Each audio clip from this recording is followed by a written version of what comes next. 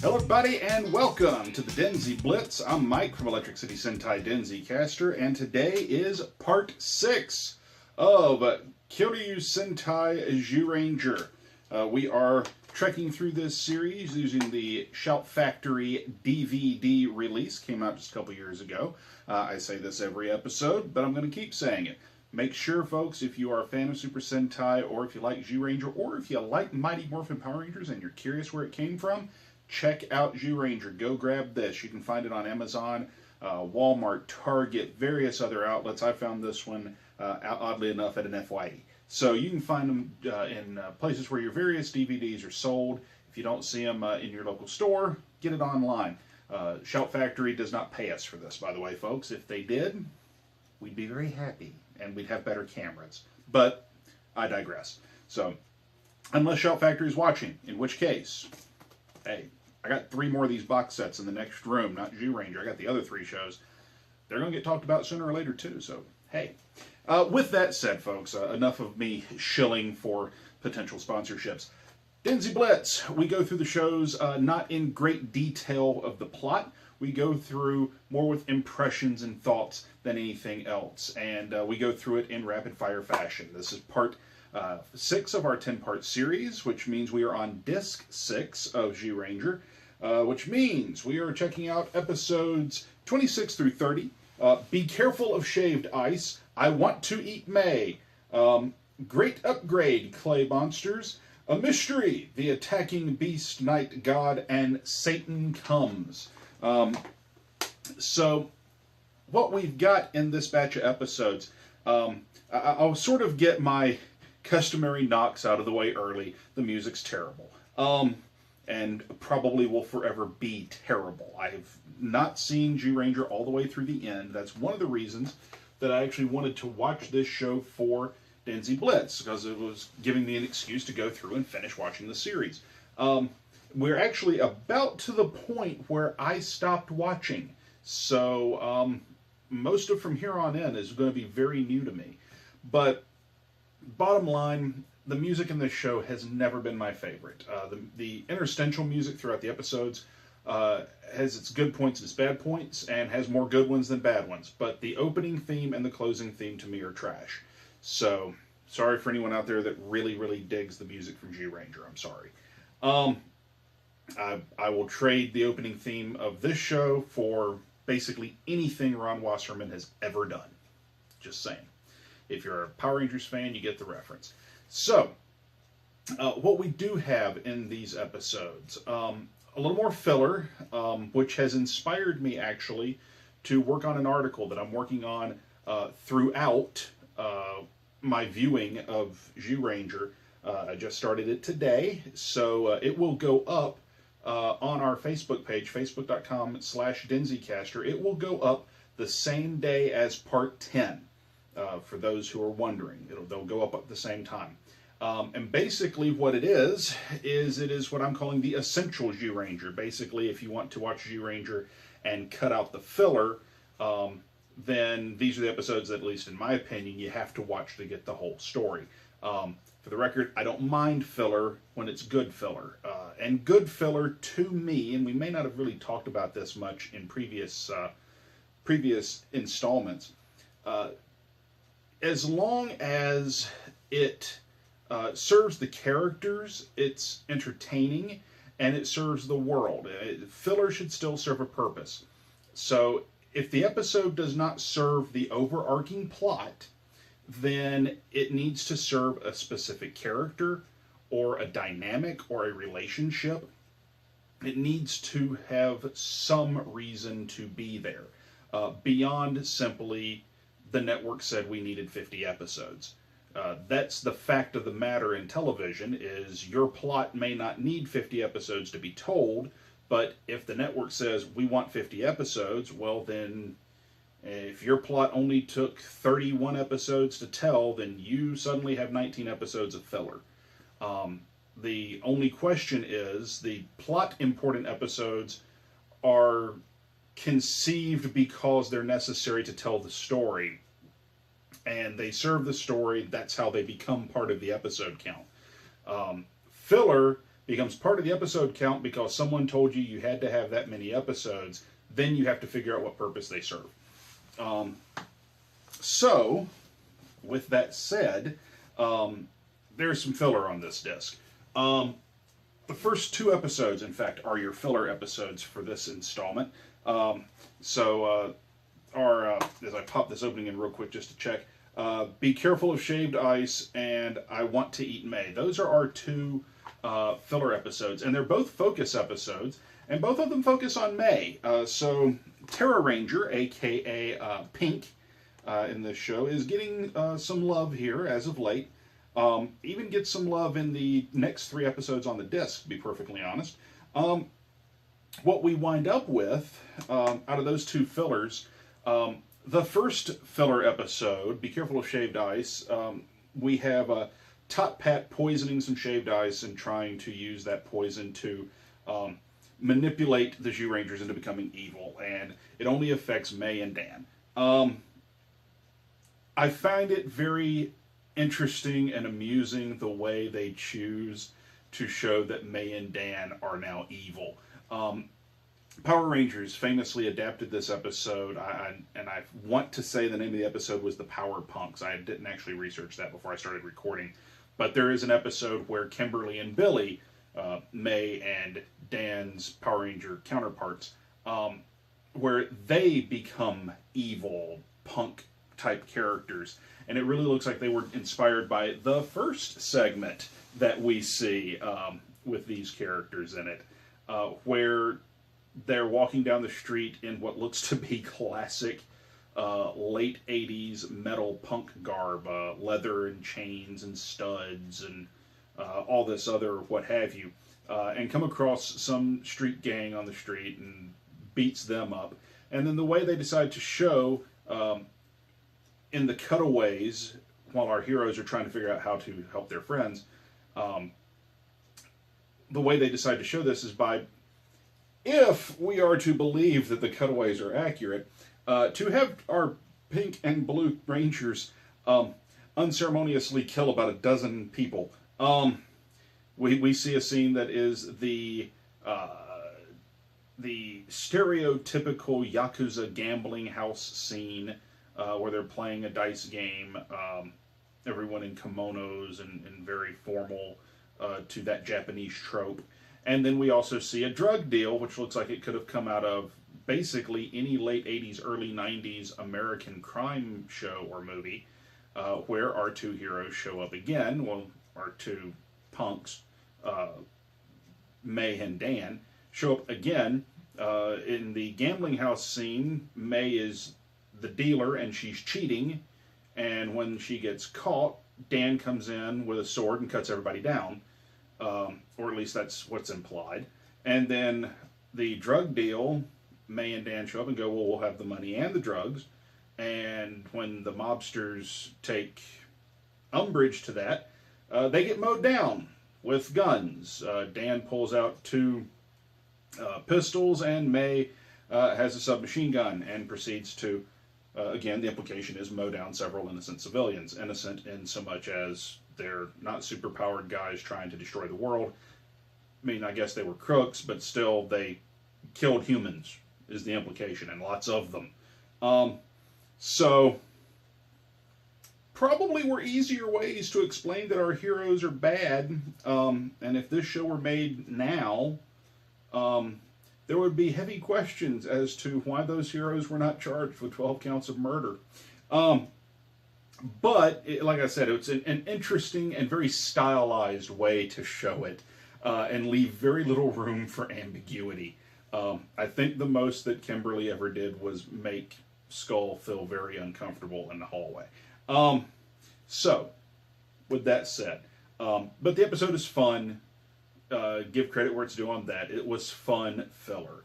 Did it further the world? No. Did it further the characters? Probably not, beyond 2 supporting cast members. It actually helps Barza, because we actually get to see Barza do something in the episode beyond be Zordon and, White Robe.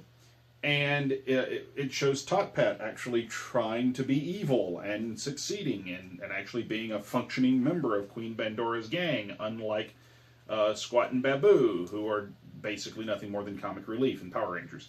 The episode that follows, which is I Want to Eat May, is our riff from Power Rangers. We riffed this into the monster that eats the Rangers and the helmets appear on his stomach. I don't remember the monster's name. Fairly standard filler episode. It's a focus on May, and it's not a bad episode. It has a lot to do with flowers.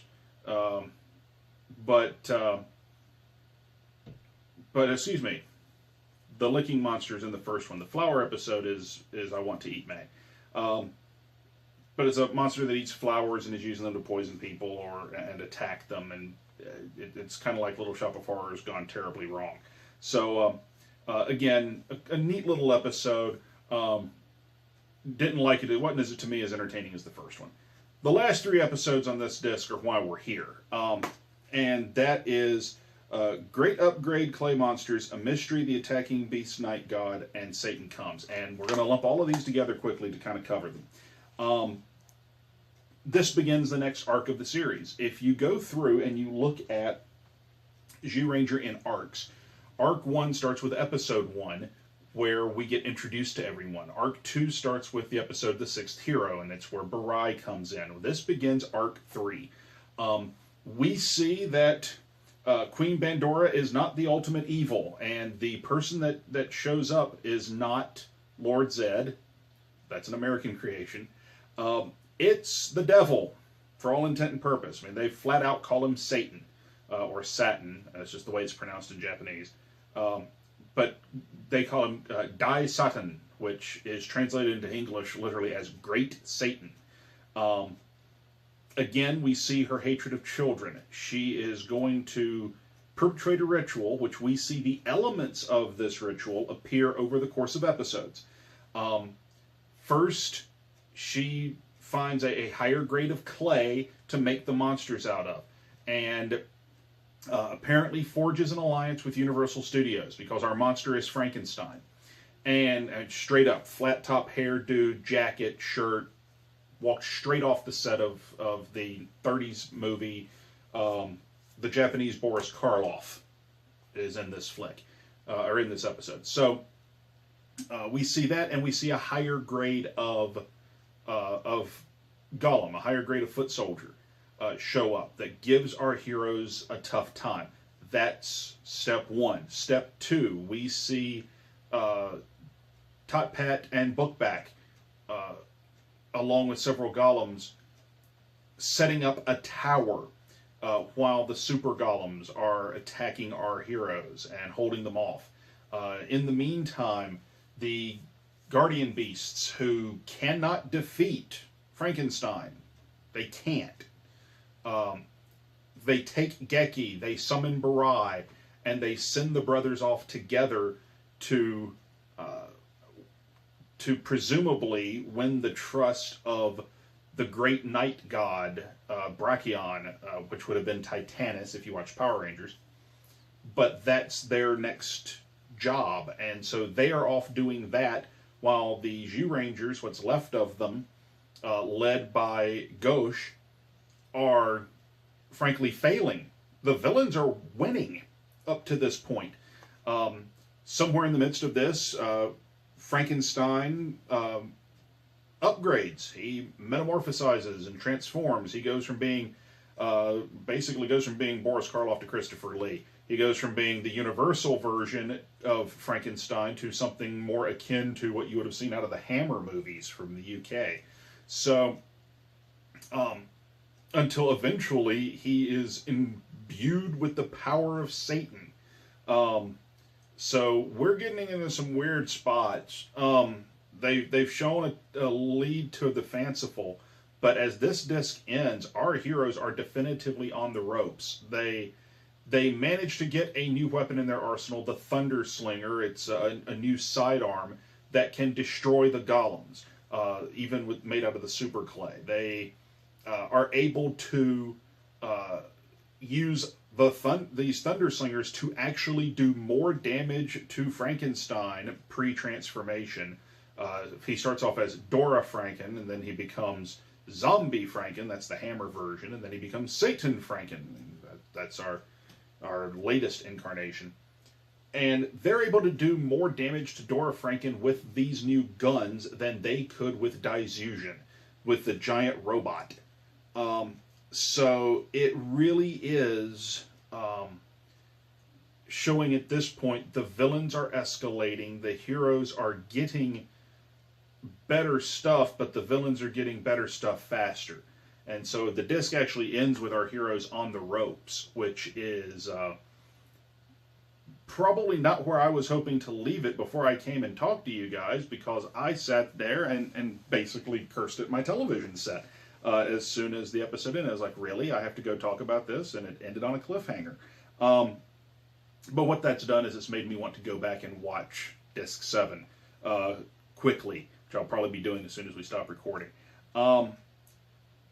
The plot goes into some places in these 3 episodes, though, that, like I said, get a little dark. And we get some iconic things out of this. We get to see definitively, without question, the second in command of this team is Ghosh. He takes the lead. He steps up when Geki is not there.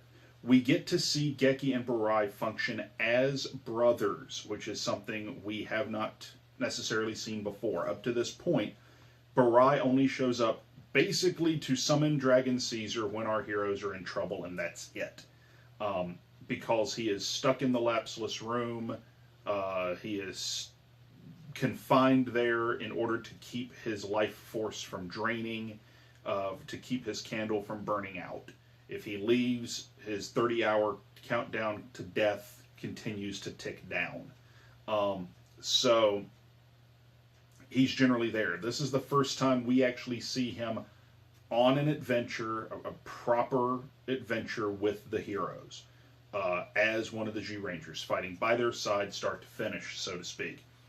So I really do dig that. There is the iconic scene in Power Rangers, which is this batch of episodes is where it came from, of our heroes, Jason and Tommy, having to go up a mountain and fight Titanus while doing so. And the way they choose to do it is that Jason hands his power sword to Tommy, and Tommy gives the dragon shield to Jason. We see that here. Here, to me, it probably makes more sense, because we see here more. What they had to do in Power Rangers was to literally have Jason say, "You're a better sword. You're better with a sword than I am. Here, take this." Whereas in this, we have seen, they have shown us that Barai is the better swordsman. So there's no need to actually say it. Geki just says, "Here, take this. You fight him off. I'll go up the hill and get the stuff."